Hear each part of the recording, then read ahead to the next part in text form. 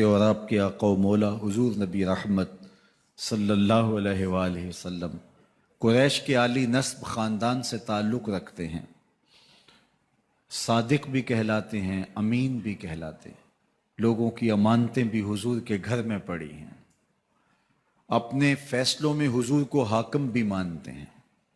لیکن جب اللہ کی توحید کا اعلان کیا، جب لوگوں کو راہ راست اور راہ حق کی طرف بلایا تو یہ سارے مخالف ہو جاتے ہیں، حتیٰ کہ اپنے سقے عزیز بھی کتنے دل آزار جملے بولتے ہیں، تباً لک ہنالک سائر الیوم الہٰذا جمعتنا۔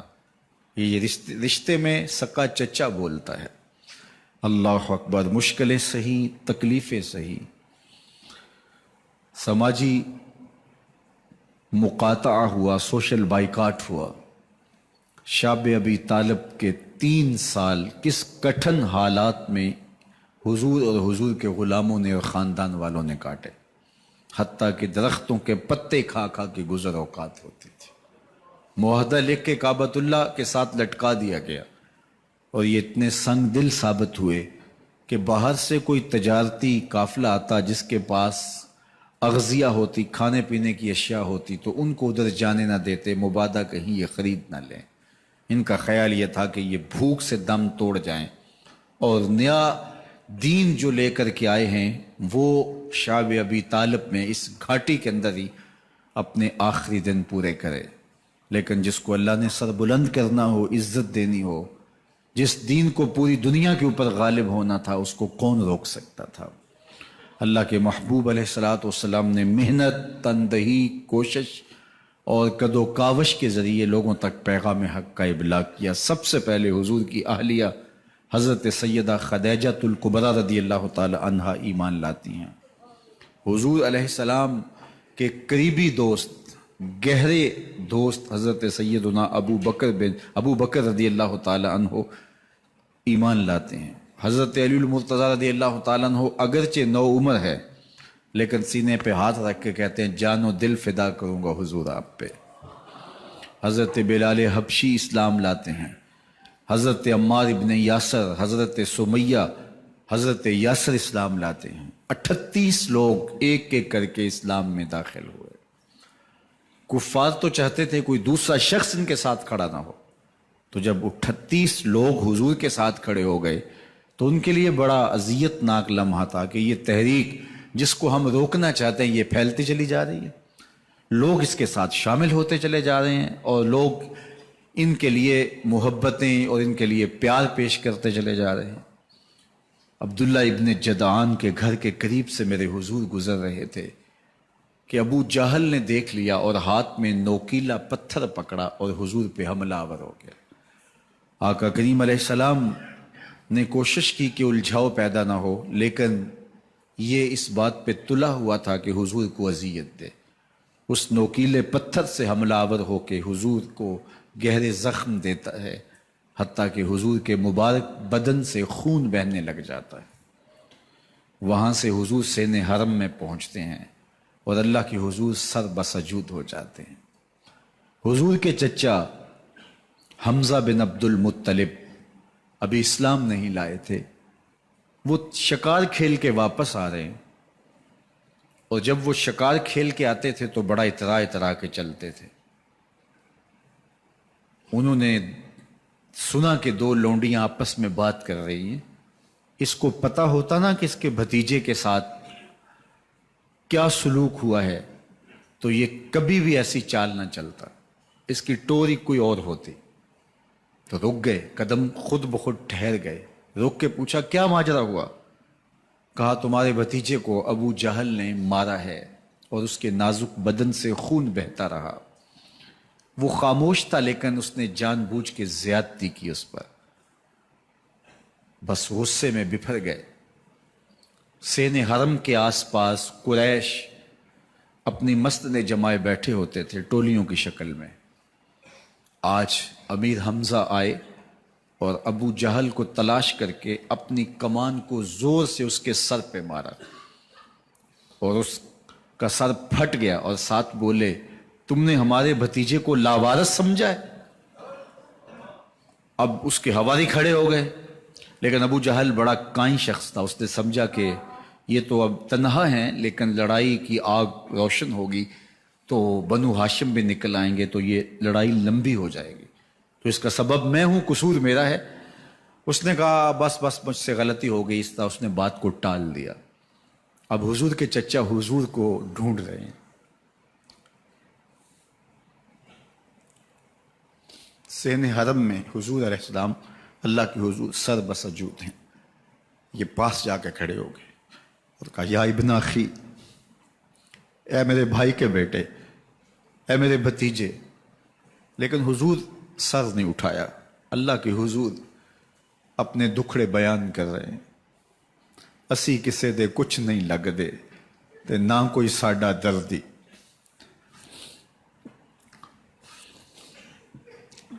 اللہ کے محبوب علیہ السلام اللہ کے حضور سر بسجود ہے۔ انہوں نے پھر کہا یا ابن اخی، اے میرے بھائی کے بیٹے، اور انہیں بے چینی ہے کہ بتاؤں کہ حوصلہ رکھو میں تمہارا بدلہ لے لیا، لیکن حضور سر نہیں اٹھا رہے۔ تیسری مرتبہ پھر آواز دی تو حضور نے سر اٹھایا، آنکھیں آنسوں سے بھری ہوئی تھی، تو برجستہ کہا بھتیجے میں تمہارا بدلہ لے لیے۔ میرے حضور نے فرمایا چچا مجھے اس کی کوئی خوشی نہیں ہوئی۔ یہ حیرت زدہ ہو گئے کہ اتنا بڑا کام، اس وقت مکے کا اتنا بڑا سورما، اور میں اس سے ٹکرا کے آیا ہوں اور یہ کہہ رہے ہیں مجھے کوئی خوشی نہیں ہوئی۔ قسمت اچھی تھی۔ بولے بھتیجے تم کیسے خوش ہوتے ہو؟ کہا جس رب کو میں مانتا ہوں اس کو تم بھی مان لو۔ تو امیر حمزہ کی قسمت اچھی تھی تو آگے بڑھے اور اسلام قبول کر لیا۔ 38 لوگ پہلے مسلمان تھے، یہ 39 میں مسلمان ہو گئے۔ بس ان کا اسلام لانا مسلمانوں کے لیے تسکین قلب کا ساما ہوا۔ حضور کی آنکھوں میں امٹتے ہوئے آنسو، آگے بڑھے، کعبے کو غلاف کو پکڑا، کہا اللہم اعز الاسلام باحب الرجلین الیک بعمر ابن الخطاب او بعمر ابن حشام۔ اے اللہ ایک شیر دیا ہے، ایک شیر اور دے دے، اب تیری مرضی، یا عمر بن خطاب دے دے یا عمر بن حشام دے دے۔ اگرچہ اس نے میرے اوپر پتھر برسائے ہیں، مجھے زخمی کیا ہے، لیکن اگر دین کی تقویت اس سے ہو سکتی ہے تو مالک مجھے کوئی غصہ نہیں۔ چاہے عمر بن حشام، یہ ابو جہل کا نام ہے، مجھے چاہے ابو عمر بن حشام دے دے یا عمر بن خطاب دے دے، ایک شیر دے دیا، ایک شیر اور عطا کر دے۔ حضور کعبہ کے غلاف سے لپٹ کے اللہ کے حضور دعائیں مانگ رہے ہیں۔ 39 لوگ اسلام لا چکے ہیں، 40ویں کا انتظار ہے۔ اللہ کے محبوب علیہ السلام کی دعائیں ہیں، حضور کی التجائیں ہیں۔ ادھر یہ خبر پورے مکے میں پھیل جاتی ہے کہ حمزہ بھی ایمان لے آئے۔ کفار پر سراسیمگی سی کیفیت پیدا ہو جاتی ہے کہ ہم تو سمجھتے تھے کہ یہ 2-4 لوگ ہیں، 10-15-20 لوگ جمع ہو جائیں گے، اور اس طرح کے لوگ بھی اگر ان کے ساتھ شامل ہو گئے تو ان کا راستہ نہیں روکا جا سکے گا۔ وہ سر جوڑ کے سوچنے لگے، ابو جہل کو کوسنے دینے لگے، اس نے کیوں یہ ظلم کیا کہ اس کا نتیجہ یہ پھر ہمیں بھگتنا پڑ رہا ہے۔ اس کے لیے کوئی تدبیر کرنی چاہیے، اس کے لیے کوئی حکمت سوچنی چاہیے۔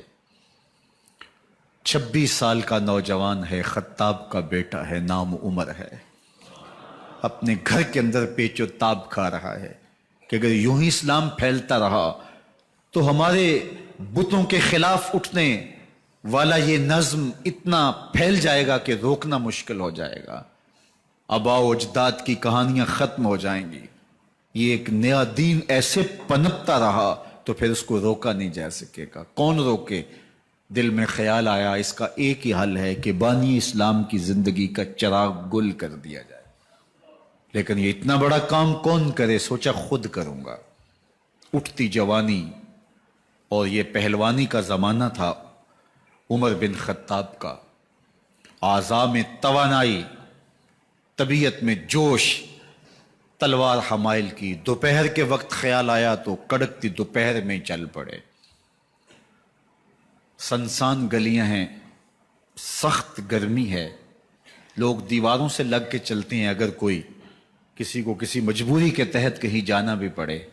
لیکن یہ مست ہاتھی کی طرح اپنے ارادے کو عملی جامہ پہنانے کے لیے گھر سے نکل پڑتے ہیں، اور اس انداز سے تلوار حمائل کیے ہوئے آگے بڑھ رہے ہیں. نعیم بن عبداللہ آگے سے آ رہے تھے، آنکھوں میں اترا ہوا نشہ دیکھا، کہانی سمجھ گئے.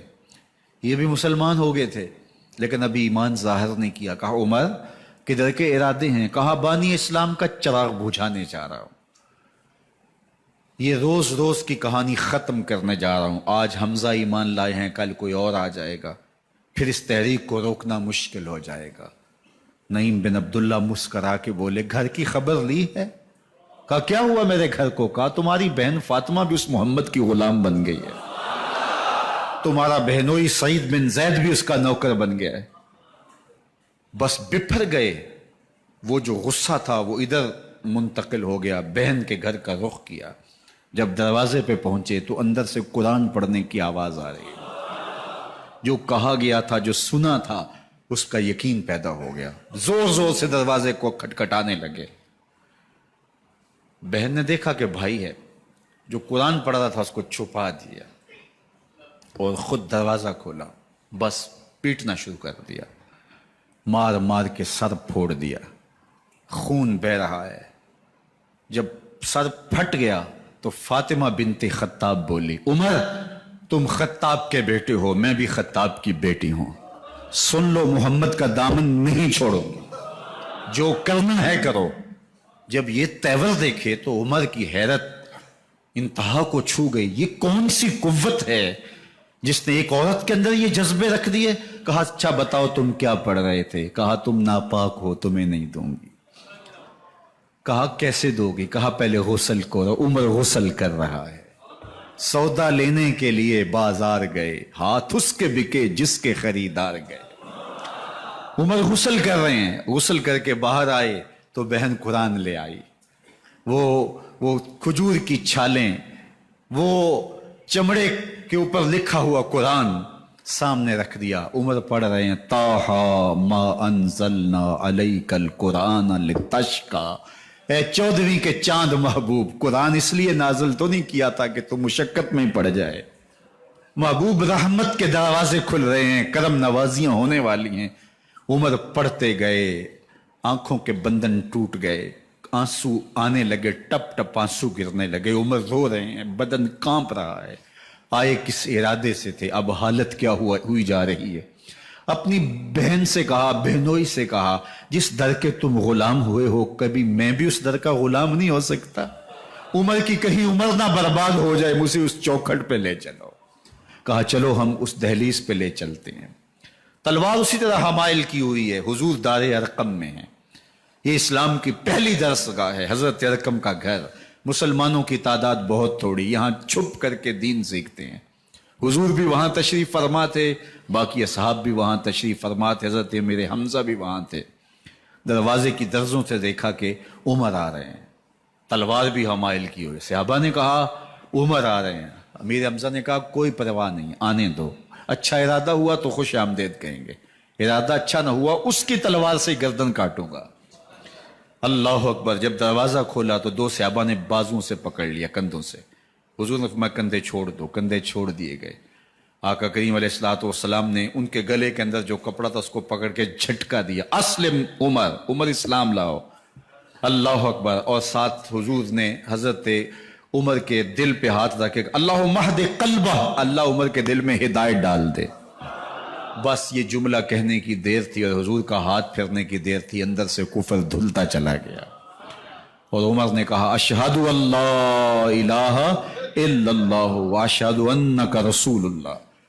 جب یہ پڑا کلمہ تو حضور کی زبان سے بے ساختہ نکلا اللہ اکبر، اور صحابہ نے بھی اللہ اکبر کہا، اور اس زور سے کہا کہ مکے کی گلیاں گونجنے لگی. اب عمر ایمان لانے کے بعد حضور کی خدمت میں حاضر ہو کے عرض کرتے ہیں حضور کیا ہم حق پہ نہیں ہیں؟ فرمایا ہم حق پہ ہیں. کہ اللہ کا دین سچا نہیں ہے؟ فرمایا اللہ کا دین سچا ہے. کہا کہ آپ اللہ کے سچے نبی نہیں ہیں؟ فرمایا میں اللہ کا سچا نبی ہوں. تو فرمایا پھر ہم چھپ کے نماز کیوں پڑھیں؟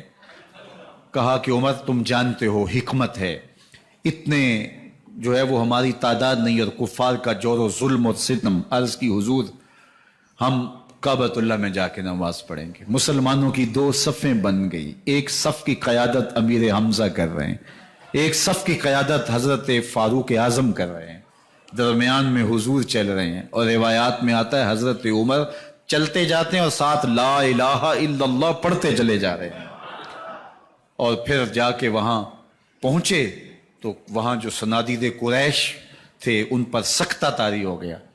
حضرت عمر رضی اللہ تعالیٰ عنہ جب ایمان لائے تو آپ نے ایک ایک کافر کے گھر کے دروازے پہ کھڑے ہو کے کہا، جب کوئی بھی شخص مسلمان ہوتا تو کفار اس کو مارتے، زود و کوب کرتے، ظلم کرتے، ستم کرتے، گھسیٹتے بازاروں میں، لیکن حضرت عمر ایمان لائے تو ایک ایک شخص کے دروازے پر کھڑے ہو کر کے کہا کہ تم کمزوروں کو مارتے تھے، میں تمہیں بتانے آیا ہوں میں محمد عربی کا نوکر بن گیا ہوں. بلکہ آپ نے اعلان کیا جس نے اپنی بیوی کو، بیوہ اور بچوں کو یتیم کروانا ہو اور اپنے ماں باپ کی کمر کو جھکانا ہو وہ عمر کے مقابلے میں آئے. اللہ اکبر. زنیرہ نامی ایک خاتون تھی، بہت کمزور. راوی کہتا ہے کہ اس کی ہڈیوں میں گودا نہیں تھا، عشق رسول تھا. اور اس کا ظالم آقا اس کو مارتا ہے، اور جب مار مار کے تھک جاتا ہے، ادھر سے عمر آ رہے ہیں، یہ اسلام لانے کے پہلے کی کہانی ہے. تو ادھر سے عمر آ رہے ہیں تو اس نے کہا عمر تم جوان آدمی ہو تو یہ چھوڑتی نہیں ہے اپنے نبی کا نام، ذرا تم آؤ. تو عمر کوڑا پکڑ لیتے ہیں، اسے مارتے ہیں. مارتے مارتے تھک جاتے ہیں تو پانی پینے لگتے ہیں. تو کہتے ہیں مجھے تیرے پہ ترس نہیں آیا لیکن میں ذرا پانی پینے لگا ہوں. اور پھر گلے کے اندر کپ ڈال کر کے کوڑا اور اس کی رسی کو بل دیتے ہیں اور اس کی آنکھیں باہر نکل آتی ہیں اور کہتے ہیں بلا اپنے نبی کو جو تیری آنکھوں کی بینائی واپس کرے. اللہ اکبر. تو اس نے آسمان کی طرف منہ کر کے کہا مالک میں کبھی بھی آنکھوں کی بینائی نہ مانگتی لیکن اب تیرے نبی کی عزت کا سوال ہے. آنکھوں کی بینائی واپس ہو جاتی ہے. زنیرہ کو بڑا مارا. آج عمر گلیوں میں آنکھوں میں آنسو ہیں اور عجیب دلے بےتاب ہے اور کہتے ہیں آؤ بھائی میں حضور کا غلام بن گیا ہوں، تمہیں بتانے آیا ہوں. زنیرہ نے موڑ کاٹا تو آگے عمر یہ آواز دے رہے تھے. زنیرہ ایک کونے پہ کھڑے ہو کے رو کے کہتی ہے عمر تم تو بڑے اس دن جوش و غضب میں تھے اور تم مارتے ہوئے تھکتے نہیں تھے. تو عمر نے کہا زنیرہ اس دن میں نے دیکھا نہیں تھا، اب میں محمد عربی کو دیکھ آیا ہوں.